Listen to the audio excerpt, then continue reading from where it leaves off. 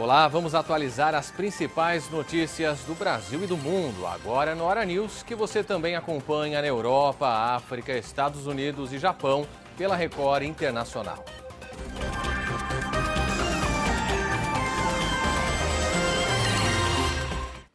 A gente começa com imagens feitas pelo nosso helicóptero, porque neste momento uma perseguição policial, seguida de um acidente, interdita parte da Marginal Pinheiros.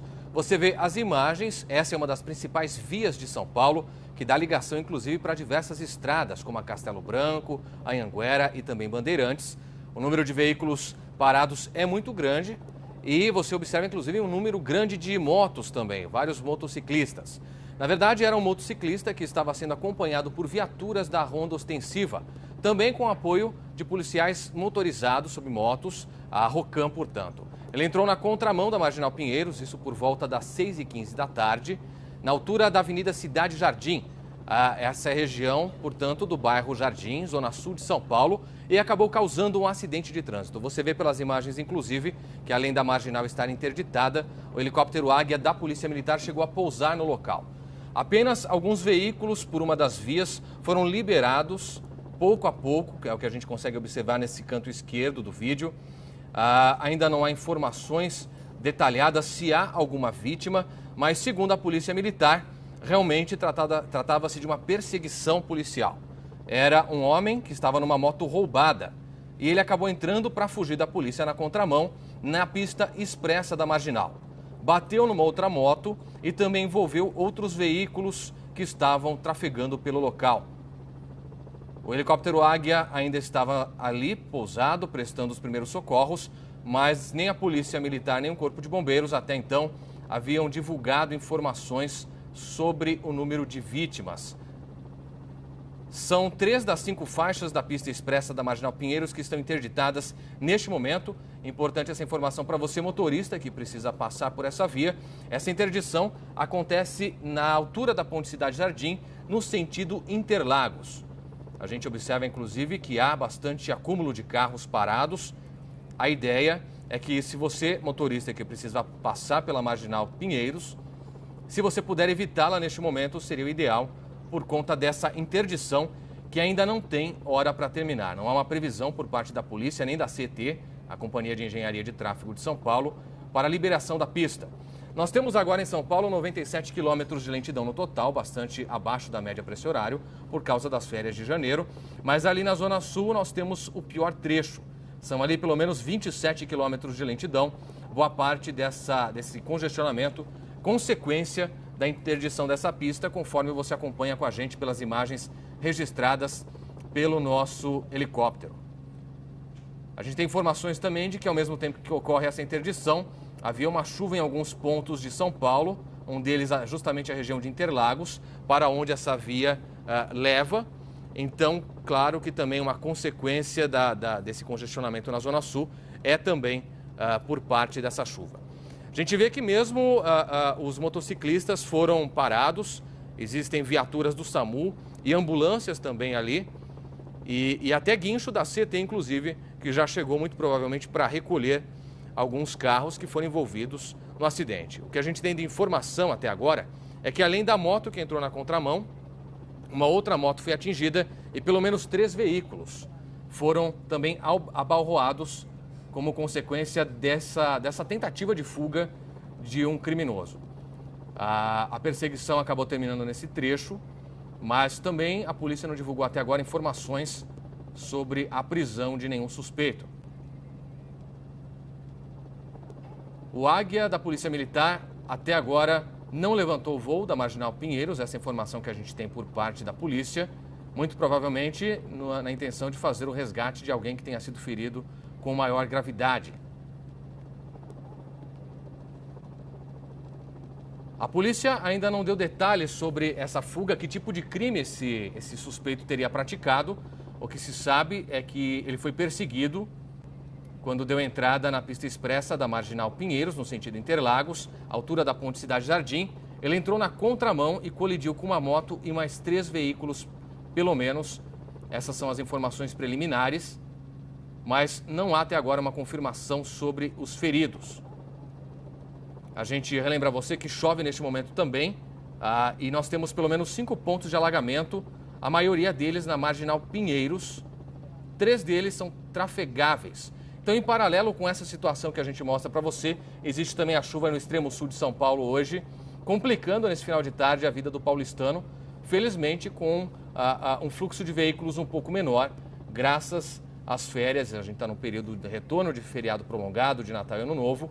Muitos motoristas ainda não regressaram à capital paulista, o que diminui um pouco, claro, os impactos e a complicação do trânsito para os motoristas que estão agora no horário de pico, às 7h05 da noite, ao vivo pelo horário de Brasília. A gente traz para você essas informações.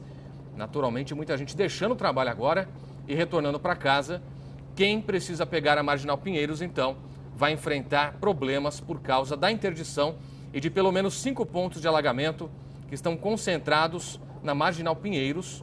Um deles já é na altura da Avenida Interlagos, o outro perto da Avenida Octales Marcondes Ferreira e mais um ponto, o terceiro, trafegável por enquanto, próximo à Rua Professor Campos de Oliveira.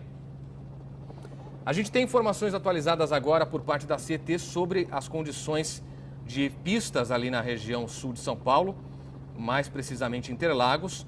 Temos 2 pontos não transitáveis de alagamentos, na altura da Rua Jaime de Oliveira Souza e na João Alfredo, perto da Alameda Santo Amaro. É claro que as condições também de interdição da pista expressa da Marginal Pinheiros no sentido Interlagos complicam também a vida do motorista.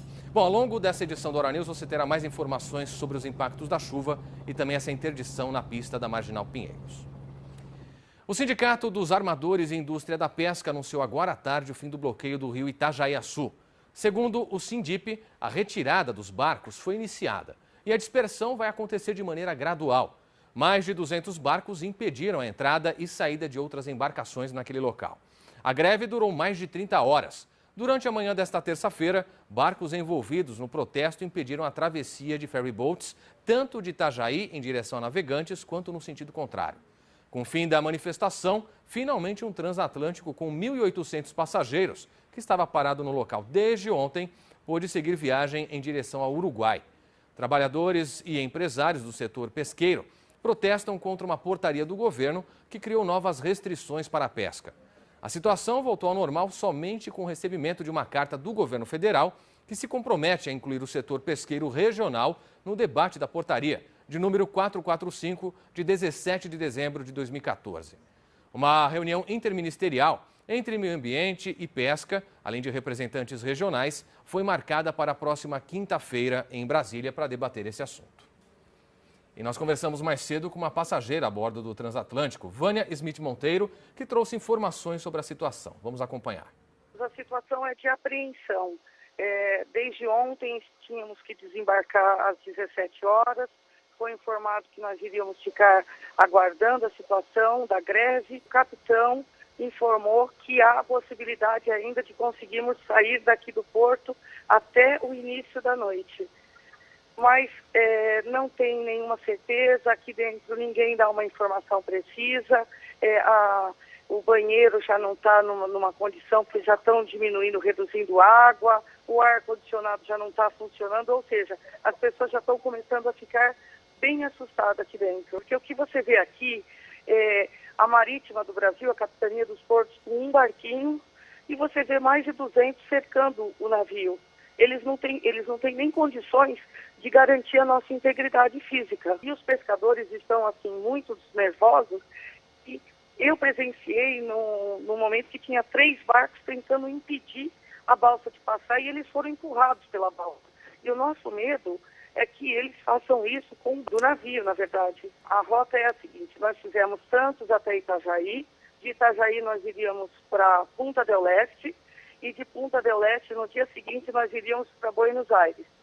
Se nós tivéssemos saído daqui ontem às 17 horas, a previsão para chegar em Punta del Este seria amanhã às 9 da manhã. Portanto, já está prejudicado esse passeio. O que foi nos dito que há grandes chances de nós só fazermos o passeio que é para Buenos Aires. Eles usam palavras de baixo calão, ofendem. Eu estava juntamente com outros colegas verificando os barcos, eles começam a ofender os passageiros. E os passageiros revidam, pedem para ir trabalhar, enquanto eles usam ofensas pesadas mesmo.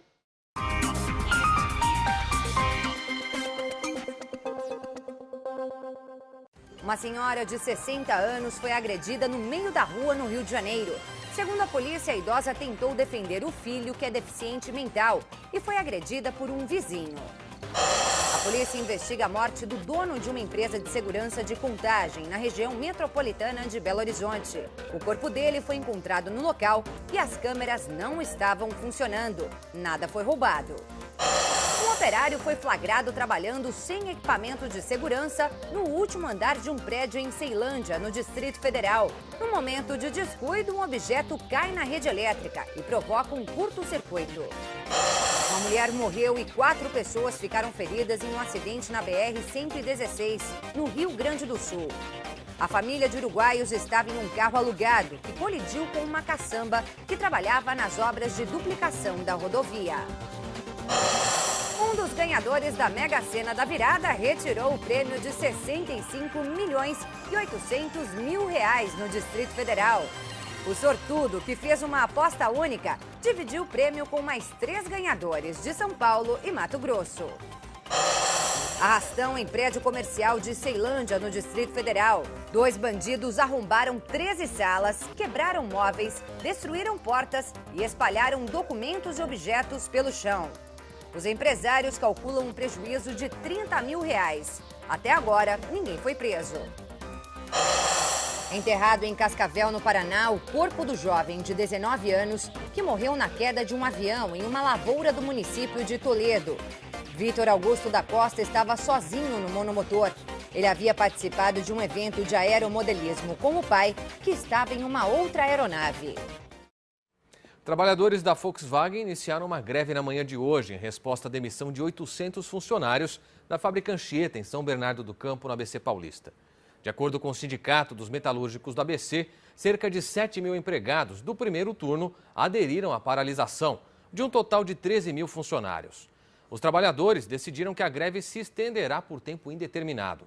O sindicato alegou que as demissões anunciadas nos dias 30 e 31 de dezembro, por meio de cartas, foram feitas de forma unilateral e sem negociação. A primeira semana útil do ano começou tensa no Iraque, onde milhares de cristãos viraram refugiados. O país tenta frear o avanço dos islamitas, com uma ofensiva militar, que já custou a morte de dezenas de oficiais. Pelo menos 23 militares das forças de segurança do Iraque morreram em atentados suicidas seguidos de combates contra jihadistas do Estado Islâmico. Os confrontos aconteceram na província de Al-Anbar, no oeste. Essas imagens mostram integrantes das tropas pró-governo e da Brigada Iraque Al-Abas numa operação para manter o controle sobre uma área tomada recentemente do EI. A região fica a cerca de 75 quilômetros da capital Bagdá. Nesta terça-feira, os Estados Unidos anunciaram que vão fornecer 250 veículos blindados para dar apoio ao exército iraquiano na luta contra os jihadistas.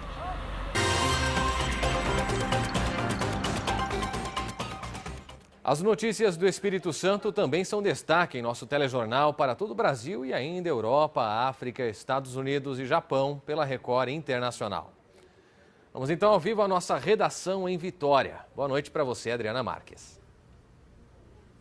Oi, Clébio, boa noite. Para muita gente, janeiro é o mês de juntar a família e curtir as férias. Mas a viagem de lazer pode se transformar em uma grande dor de cabeça. E o que muita gente sabe é que existem vários tipos a tranquilidade do passeio.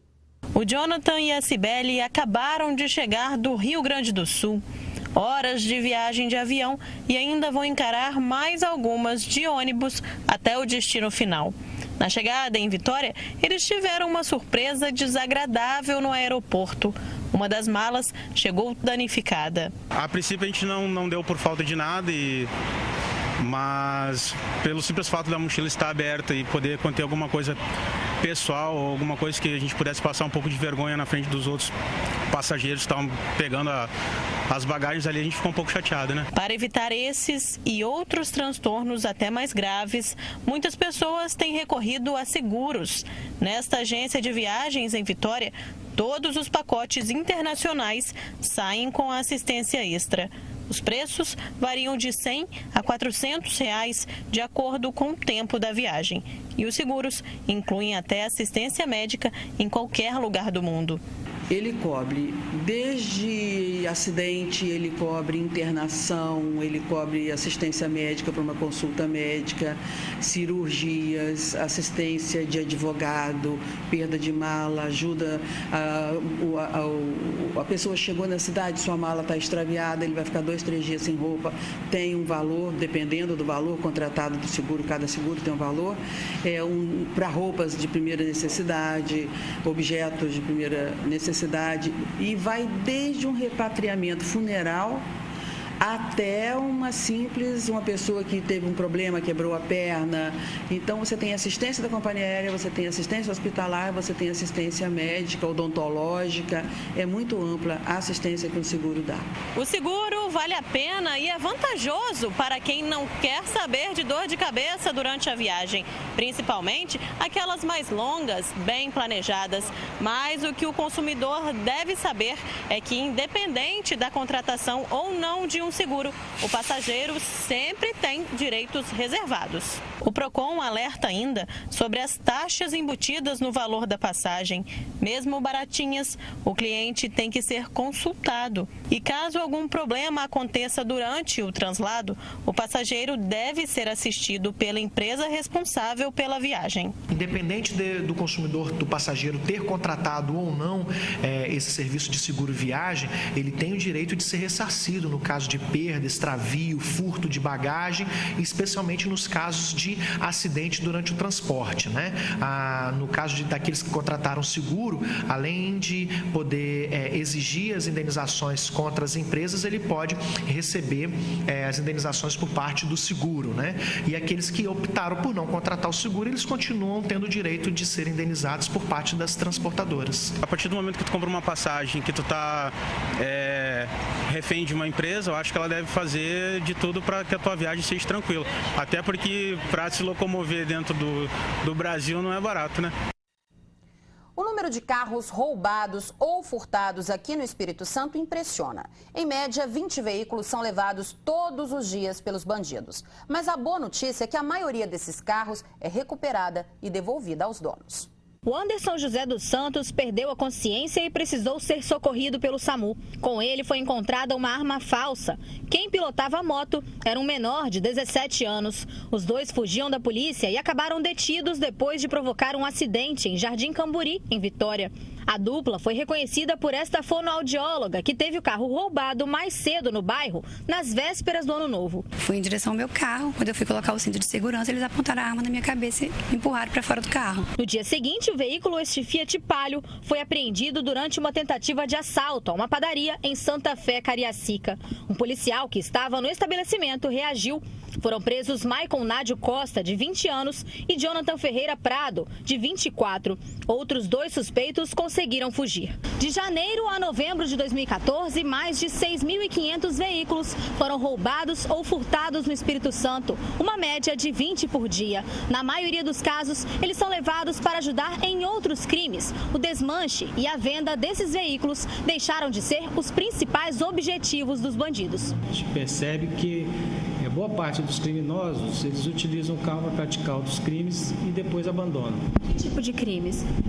Assaltos, homicídios, tráfico de drogas. Segundo o delegado, os índices ainda são altos, mas vêm diminuindo. No mesmo período de 2013, foram registradas na Delegacia de Furtos e Roubos de Veículos mais de 6.600 ocorrências. Já o número de recuperações saltou de 4.267 em 2013 para 4.307 em 2014. Cerca de 70% dos veículos chegam a ser devolvidos aos donos. A polícia ela trabalha em várias frentes, uma delas é recuperando veículos e outra combatendo aqueles receptadores. A gente procura fiscalizar as oficinas, os ferro-velhos que estão funcionando clandestinamente para evitar que esse veículo que foi roubado ou furtado venha a circular depois de adulterado, né? Está adulterado. Mas destaca que os motoristas devem estar sempre alerta. Recomendações comuns são que as pessoas procuram locais onde há maior circulação,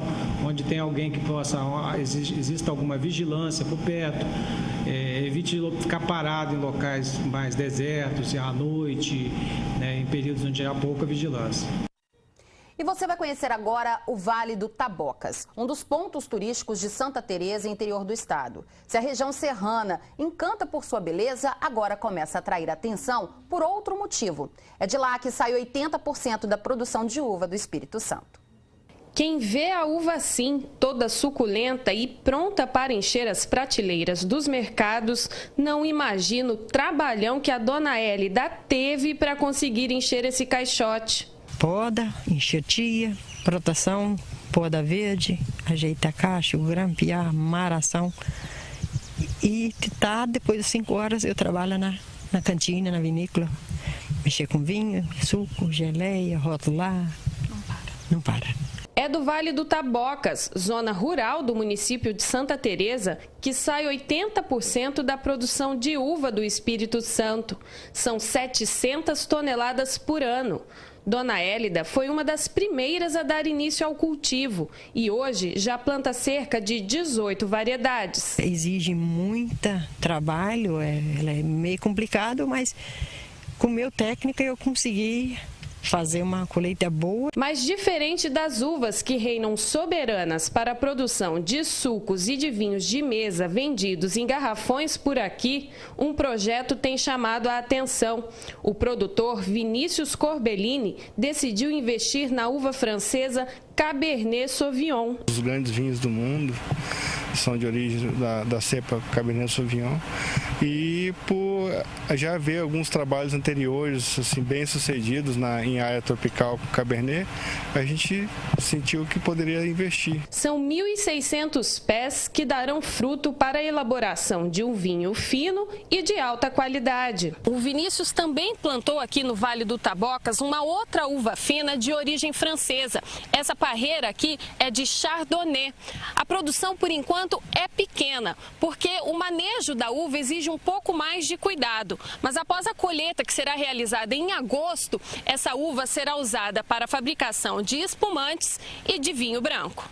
O vinho leva o nome do vale, Tabocas, e a experiência tem dado cada vez mais certo. A safra de 2013 atingiu um índice recorde de resveratrol, uma substância que ajuda a diminuir o colesterol ruim do sangue. 6,17 miligramas por litro de resveratrol é o nível alcançado pelo vinho Tabocas, acima da média de países como França e Chile. São vários os processos até transformar a uva em vinho.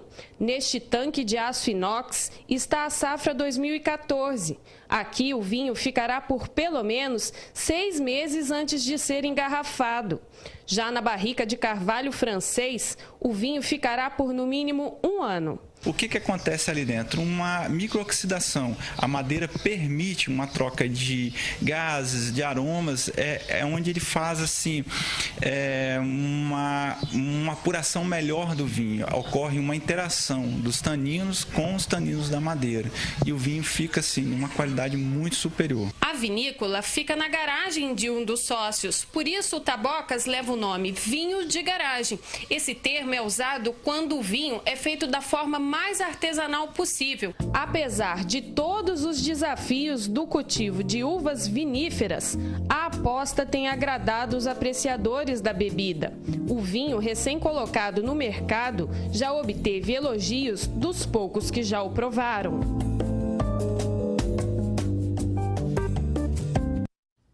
Clébio, essas foram as notícias de hoje aqui do Espírito Santo. A gente volta agora a São Paulo com você. Boa noite, até amanhã. Boa noite para você também. Obrigado pelas notícias aí do Espírito Santo e até amanhã com mais novidades aí desse estado. Tchau, tchau, Adriana.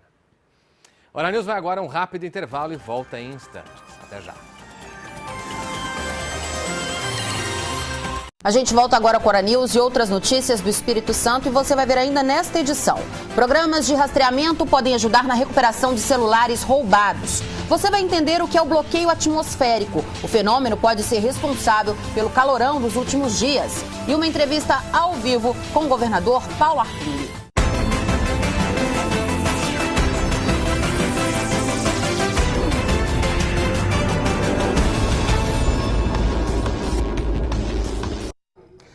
último final de semana, vários aparelhos celulares foram roubados durante um show em Guarapari. E graças a um aplicativo, a polícia chegou até os ladrões. Você vai ver agora como funciona essa tecnologia. Já é uma cena comum de se ver. Pessoas andando nas ruas falando e mexendo no celular. O que elas não sabem é que muita gente está de olho nos aparelhos. O Brasil é o segundo país onde mais se rouba celular no mundo, atrás apenas da Índia. 1 em cada 4 brasileiros afirmam já ter tido o telefone furtado. É pensando exatamente nisso que as empresas têm aprimorado os dispositivos de segurança dos celulares. Hoje em dia existem aplicativos que permitem você rastrear o telefone e saber quem está com ele. Opções não faltam. Tanto no sistema Android quanto nos iPhones, se pode acessar um site e rastrear o telefone. No mesmo endereço, é possível enviar um alerta sonoro para encontrar o aparelho.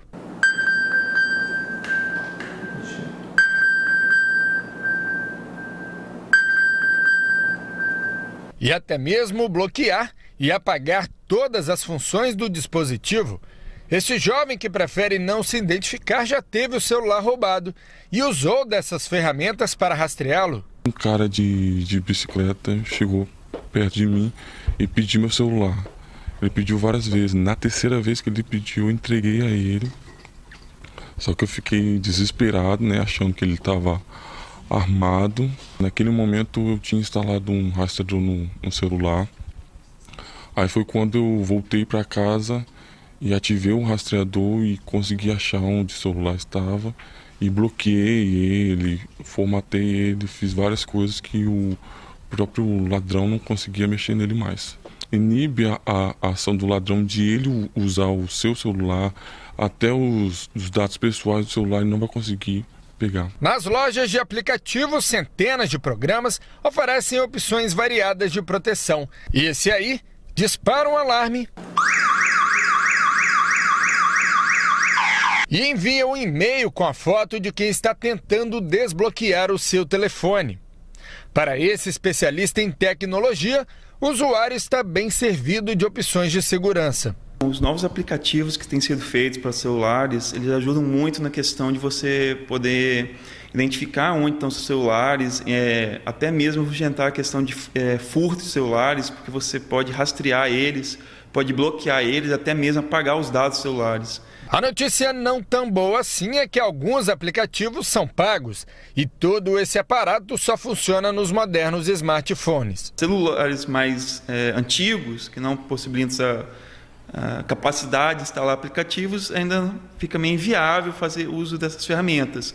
Mas os smartphones atuais tem impossível utilizar tais dispositivos. Um acidente no final da manhã de hoje na BR-101 em Fundão matou uma mulher e deixou outras 2 pessoas feridas. O acidente envolveu uma carreta e 2 carros de passeio. A carreta ficou atravessada na pista e os veículos que vinham no sentido Vitória não conseguiram desviar. Um dos carros capotou, matando na hora a motorista. Uma criança que também estava no prisma branco foi socorrida em estado grave.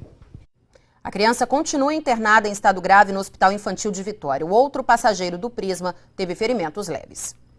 A polêmica envolvendo o policial que atirou dentro de uma boate em Meaípe, Guarapari, é o tema da nossa enquete da semana e nós queremos saber. Você concorda com a lei que permite que policiais entrem armados em casas de shows? Sim ou não? Vote e participe. O nosso site é o www.simnoticias.com.br. Um fenômeno chamado bloqueio atmosférico tem deixado o verão dos capixabas mais quente do que de costume. O calorão atinge até mesmo quem está na sombra. E as altas temperaturas devem seguir ainda por alguns dias.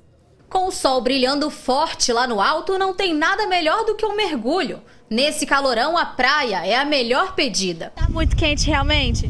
Demais. Só água mesmo para refrescar. Deu até para sentir um friozinho, não é mesmo, Guilherme? Na água é bem gelado.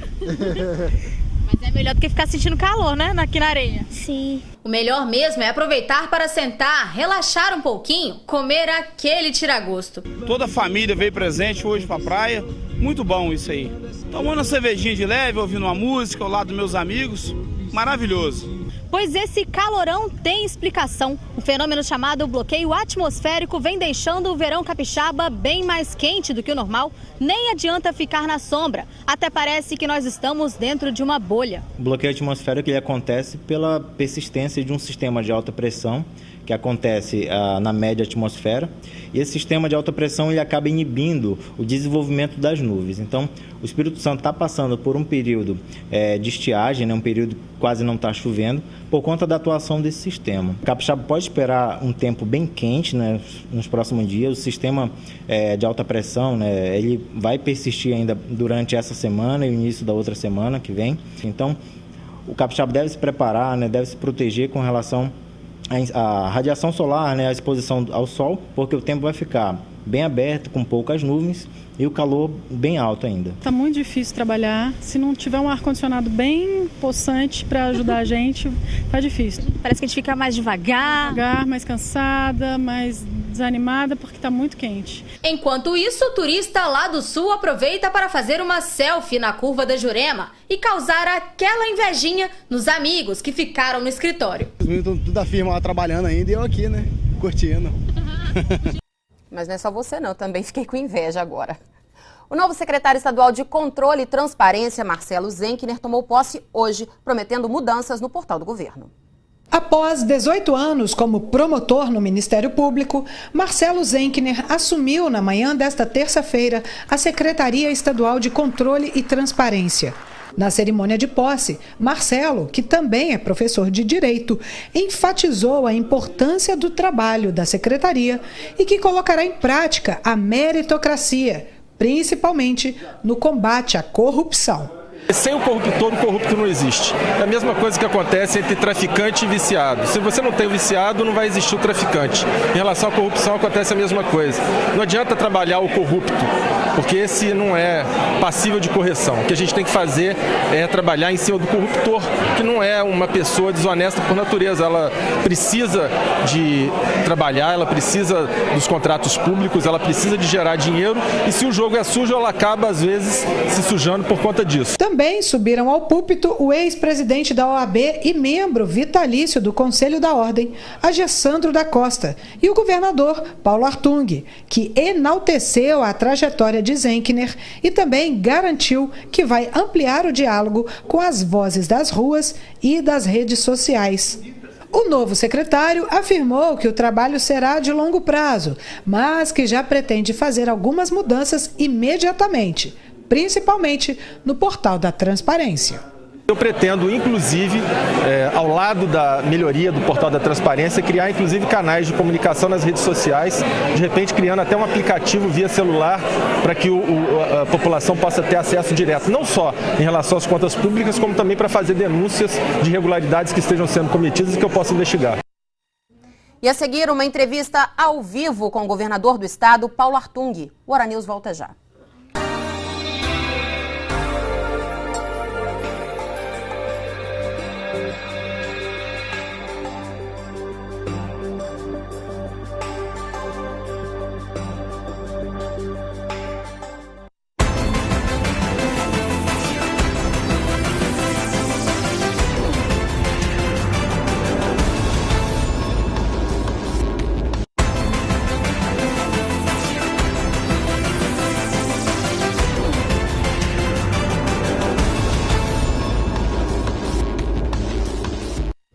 Pela terceira vez, Paulo Artung comanda o Espírito Santo. Mas, ao que parece, neste mandato, o governador tem desafios diferentes. De acordo com Artung, as contas do estado não fecham e um choque de gestão já foi anunciado. Ele tem dito que pretende colocar o Espírito Santo novamente nos trilhos. E é sobre isso que eu converso agora com o governador Paulo Artung. Governador, boa noite. Obrigada pela presença do senhor. Boa noite, Adriana.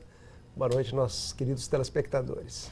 Governador, já dá para se ter uma ideia da real situação do estado? Olha, alguma coisa nós já temos de informação.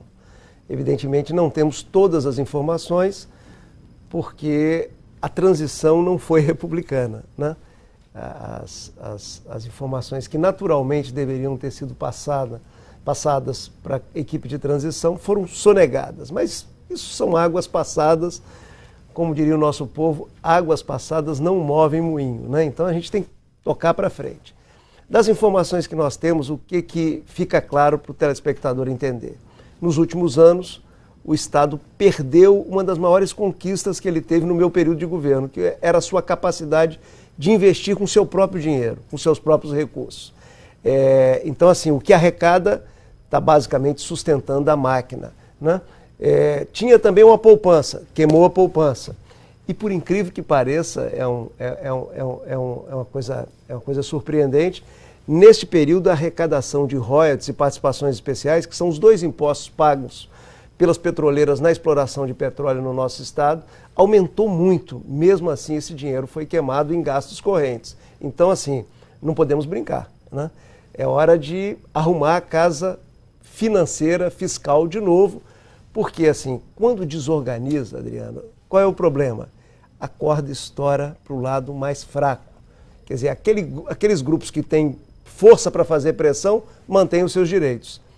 E aqueles que não têm muita força para manter uma pressão em cima da máquina pública, das instituições públicas, perdem o apoio das políticas públicas de governo. Então nós precisamos ter a casa arrumada para chegar lá nos bairros pobres, lá nas comunidades carentes, lá nas áreas que nós temos altos índices de violência, com a política de segurança e com a ocupação social. Por isso que nós temos que ter a casa arrumada, e eu tenho certeza, com um bom time, com um bom trabalho, sabe, com muita austeridade, nós vamos arrumar a casa e voltar a avançar no caminho da prosperidade compartilhada e da igualdade de oportunidade para todos. O senhor anunciou aí um choque de gestão, cortes em vários setores. Isso. Esses cortes são realmente necessários e quanto o governo espera economizar? Quer dizer, nós baixamos 4 decretos, são absolutamente necessários. Eles combatem desorganização e privilégios, simultaneamente. É isso que esses decretos combatem. E, num primeiro movimento, nós pretendemos economizar alguma coisa em torno de 200 milhões de reais. Isso é dinheiro, Adriano, em qualquer parte do planeta. Até em Minas Gerais é muito dinheiro. Então, nós pretendemos economizar para quê? Para ter dinheiro para colocar nas áreas prioritárias. Qual a prioridade número 1 do meu período de governo? Educação. É a proposta da Escola Viva.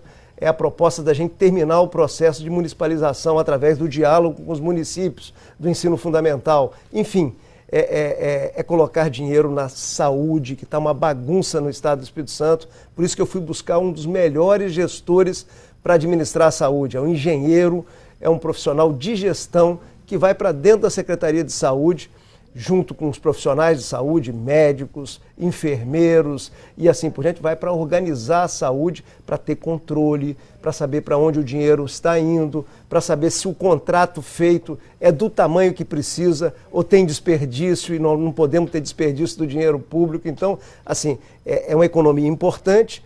Para quê? Para que a gente possa trabalhar nas prioridades do nosso governo, que é a prioridade do nosso povo capixaba. Governador, quando o senhor expõe uma situação preocupante, como o senhor expôs agora do Estado, fica aquela pergunta: os servidores, os fornecedores, eles correm o risco de não receber? Não, nós não vamos deixar. Não vamos deixar.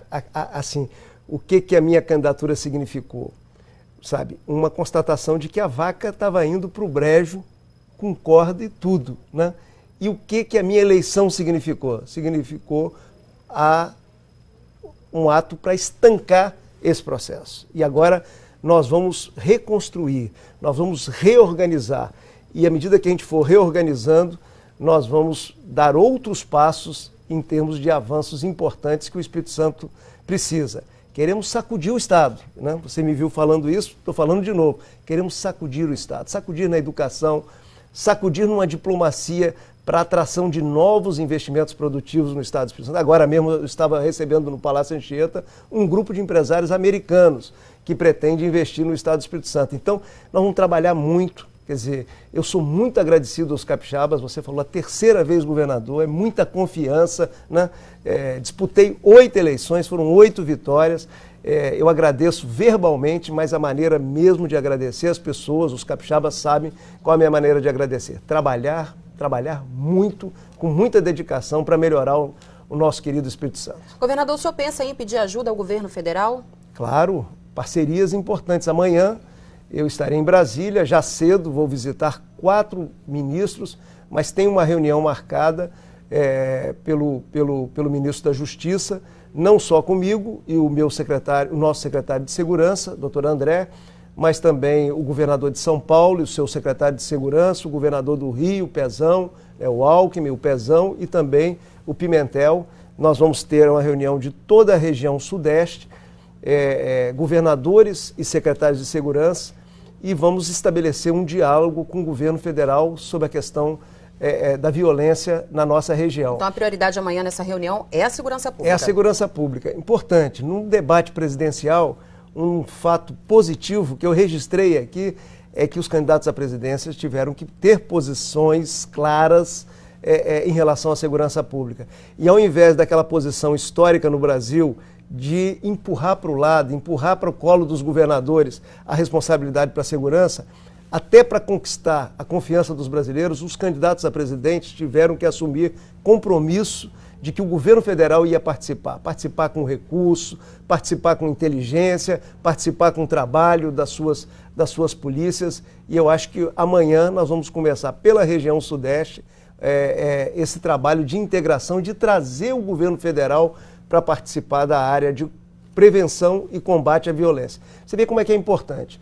Na Copa do Mundo, na Copa das Confederações, na visita do Papa, aonde o governo federal colocou a mão na segurança, os resultados foram mais rápidos. Então, eu acho que nós vamos conseguir iniciar um processo, espero eu, da gente somar forças dos vários entes federados, trazer também o judiciário, que tem um papel importante, o Ministério Público, a Defensoria Pública, e fazer aí um grande movimento no Brasil de combate à violência e um movimento em torno da cultura, da implantação da cultura da paz e de uma vida com qualidade para o nosso povo. Governador, o senhor citou aí o secretário André Garcia, e um dos momentos de surpresa no governo do senhor, digamos surpresa, foi que apesar das críticas duras ao governo passado, o senhor manteve parte das pessoas que trabalharam com o Casagrande. Por que isso? Olha, o secretário André Garcia veio para o Espírito Santo durante o meu governo. Veio para ser subsecretário de Segurança. Depois, no final do meu governo, ele assumiu a Secretaria de Segurança, né? As políticas que foram montadas no meu período de governo, elas evoluíram, e agora nós vamos dar um passo à frente, que é essa proposta que eu lhe disse e falei para os telespectadores da ocupação social. Então, assim, o André vem do meu período de governo e agora vai participar com a gente, está participando com a gente de mais um passo. É importante a gente falar para os telespectadores que a concepção que nós temos e carregamos como posição de geração é que governo não pertence ao governante de plantão.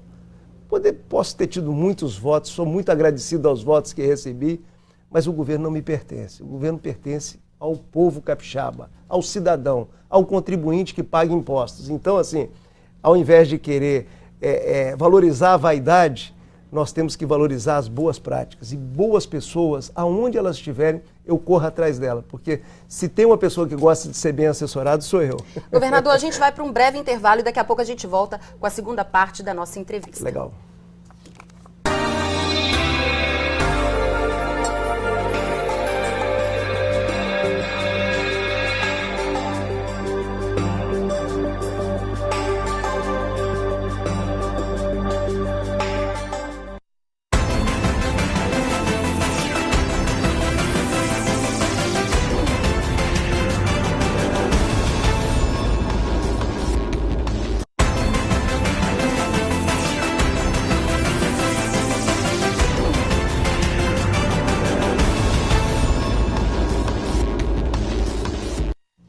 Nós voltamos agora com a segunda parte da nossa entrevista com o governador do estado, Paulo Artung. Nesta semana, o governador pediu agilidade ao Tribunal de Contas na conclusão da auditoria do contrato com a Rodossol. Vamos ver uma reportagem rápida que lembra um pouco dessa história. 111 volumes, 24.500 páginas. Esse é o tamanho do processo que investiga irregularidades no contrato de concessão da Rodossol ao longo de 14 anos. Um relatório preliminar do Tribunal de Contas do Estado apontou em abril de 2014 um desequilíbrio de quase 800 milhões de reais no contrato em favor da concessionária. A cobrança do pedágio foi interrompida. A Rodosol questionou os números e considerou mentirosas as informações contidas no relatório. 8 meses depois, uma decisão liminar da Justiça considerou ilegal a suspensão total da tarifa e determinou a volta da cobrança no valor de 80 centavos para carros. Mesmo antes do fim da auditoria, as cancelas voltaram a funcionar e a cobrança não agradou boa parte dos motoristas. A gente já paga um monte de imposto, paga um monte de dinheiro para esse pessoal aí. Eles não deveria ter pedágio aqui, sinceramente isso é um absurdo. Olha, eu particularmente não concordo. Eu tenho que passar aqui 4, 5 vezes por dia, que eu trabalho em Vila Velha, eu moro na Serra Sede, entendeu? Eu trabalho com uma empresa de material elétrico, tenho que vir e voltar para atender cliente, eu não concordo não. O Tribunal de Contas do Estado já adiou por 3 vezes a conclusão dos trabalhos. Para pôr um fim a este impasse, o governador Paulo Artung pede mais rapidez nas apurações. Por nota, o tribunal informou que está empenhado em finalizar a atual fase da auditoria, a elaboração de instrução técnica prevista para a segunda quinzena de janeiro. Disse ainda que o trabalho segue dentro do prazo previsto. Faltam ainda 3 etapas para a conclusão do processo, que só termina com o julgamento em plenário. Como eu disse aí no início desse bloco, o senhor mostrou preocupação com essa questão da auditoria e pediu agilidade. Né? Por que essa preocupação, governador? Olha, é muito importante, e assim eu falo isso de uma maneira absolutamente respeitosa, né? É muito importante que agora o Tribunal de Contas termine o seu trabalho. O que foi apresentado à sociedade foi uma auditoria preliminar, né?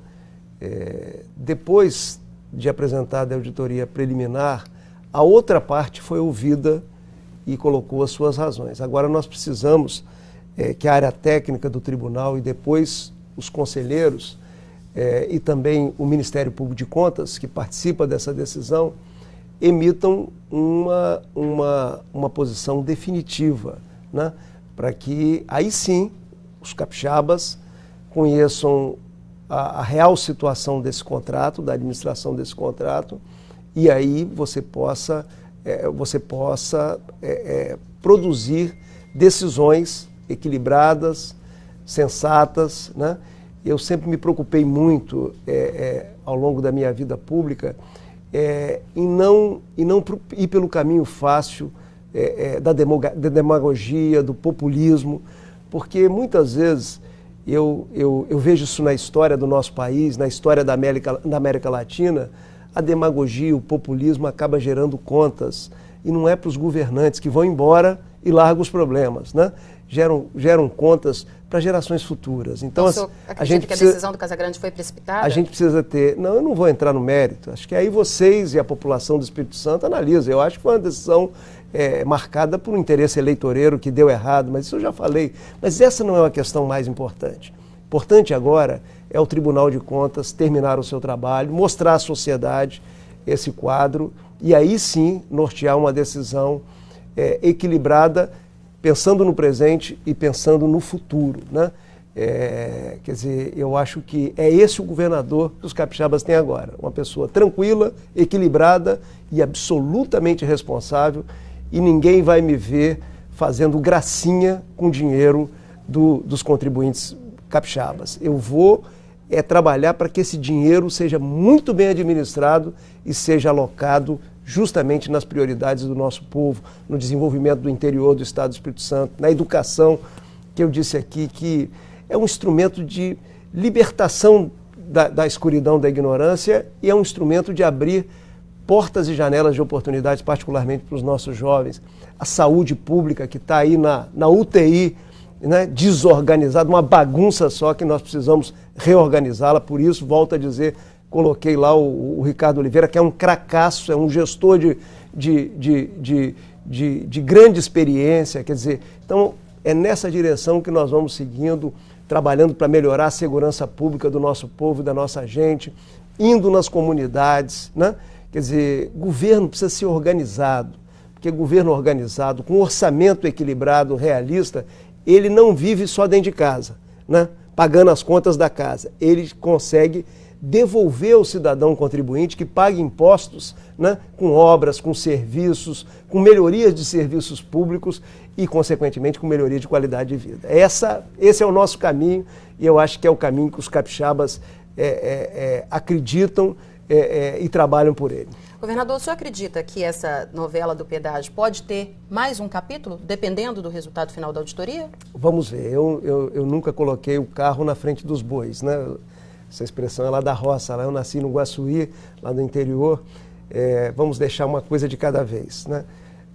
E também, se eu falar tudo para você hoje, você não me traz aqui de volta. Imagina, então, deixa o tribunal... muito bem-vindo, governador. Deixa o Tribunal de Contas falar, depois você me convida de novo que a gente vem aqui e debate as ideias, e eu quero ouvir muito a sociedade, né? Eu acho que agora nós estamos vivendo numa sociedade modificada, sabe? A inovação, o conhecimento, a tecnologia permite a gente, as redes sociais, permite a gente ter uma ação governamental com muita interação com a sociedade. Eu quero ver se a gente, com essa equipe maravilhosa que eu montei, um timaço, a gente possa realizar um trabalho muito colado, muito linkado, né, com a sociedade capixaba, no sentido de receber sugestões, no sentido de ouvir críticas construtivas para a gente modificar muitas vezes um caminho que não está indo tão bem. Quer dizer, é esse o governo que eu espero, inclusive, que em algum momento as novas tecnologias permitam, inclusive, que esse governo esteja na palma da mão do cidadão, né? Ele possa interagir com o governo, possa ver o serviço público pela rede da internet e assim por diante. Nós vamos ter que ralar muito, porque o governo está muito com o pé lá no mundo analógico e pouco com o pé no mundo digital. Mas nós vamos dar essa virada, eu tenho certeza, com muito trabalho, com muita dedicação, com muito profissionalismo na estruturação das nossas equipes de governo. Governador, eu falei aí sobre a novela, né, desse pedágio da Rodossol. Por falar em novela, falando em novela, tem a questão do aquaviário. Mobilidade urbana é um tema que está super em alta, é um dos principais gargalos dos governos. O aquaviário volta no governo do senhor? Aí é a diferença de posicionamento, né? Você passou aí 4 anos ouvindo falar que o aquaviário estava voltando, gastaram um dinheiro maluco aí em consultorias, né? E a gente não viu a cara do aquaviário. Gastaram uma fortuna com consultoria para a quarta ponte. Nós não vimos essa quarta ponte, a não ser em maquete, em fotografia de maquete, né? O BRT, a mesma coisa. Então, assim, você agora vai acompanhar um governo que, quando falar assim, nós vamos fazer tal ação, é porque nós vamos fazer. Você vê a campanha eleitoral, sabe, os compromissos que eu assumi, são compromissos simples, austeros e que nós vamos colocar de pé. Eu aprendi na minha vida o seguinte, olha, na vida, se você puder surpreender, isso é muito bom. O pior na vida é você decepcionar as pessoas, é você prometer uma coisa e não entregar, né? Então, assim, você pode ter certeza, o que eu puder fazer pela mobilidade urbana, eu vou fazer. Primeiro, eu tô com uma visão clara do nosso papel, de ajudar as prefeituras para que a gente tenha uma cidade não para o automóvel, mas para o cidadão. Então, assim, qual a prioridade que eu quero ajudar os prefeitos? Calçada, ciclofaixa, ciclovia e transporte coletivo, né? A cidade moderna é assim. Cidade que tem espaço, inclusive, parques, jardins, espaço para lazer das pessoas, das famílias, dos trabalhadores, dos jovens, das mulheres e assim por diante. Então, é nesse caminho de uma cidade humanizada, de uma cidade, sabe, para as pessoas é que eu quero trabalhar. Aonde a gente puder dar um passo à frente e melhorar essa infraestrutura, nós vamos dar. Mas não vamos vender terreno na lua, né? Vou usar uma expressão aqui que um professor meu usava muito, não vamos vender terreno na lua, né? Vamos conversar olho no branco do olho dos capixabas e cada momento que a gente puder dar um passo à frente, nós vamos anunciar aquilo que nós realmente vamos fazer. Então, assim, vamos analisando todos os projetos de mobilidade e vamos discutindo com a sociedade e dentro do orçamento do Estado, do dinheiro que nós temos, aí nós vamos dando passo junto com os nossos prefeitos municipais. Governador. Mas nada de projeto PowerPoint, nada de ficar iludindo as pessoas, porque isso é muito feio, né? Termina o governo e as pessoas perguntam, cadê a quarta ponte? Cadê o aquaviário? Né? Me prometeram tanto isso, quer dizer, isso você nunca vai ver nesse governo que tomou posse nos últimos dias. Governador, nosso tempo acabou, eu gostaria de agradecer a presença do senhor, muito obrigada. Sou eu que agradeço, me coloco à sua disposição, quero estar ao longo desses 4 anos debatendo muito com a população capixaba e a imprensa, vocês têm um papel importante de nos aproximar desse diálogo e desse contato permanente com os capixabas. Muito obrigado. Obrigada, governador. Bom, o Hora News Espírito Santo termina aqui. Mais notícias você tem daqui a pouco, às 9 da noite, no Jornal da Record News com Heródoto Barbeiro. Boa noite para você e até amanhã. Record News, a líder em notícias.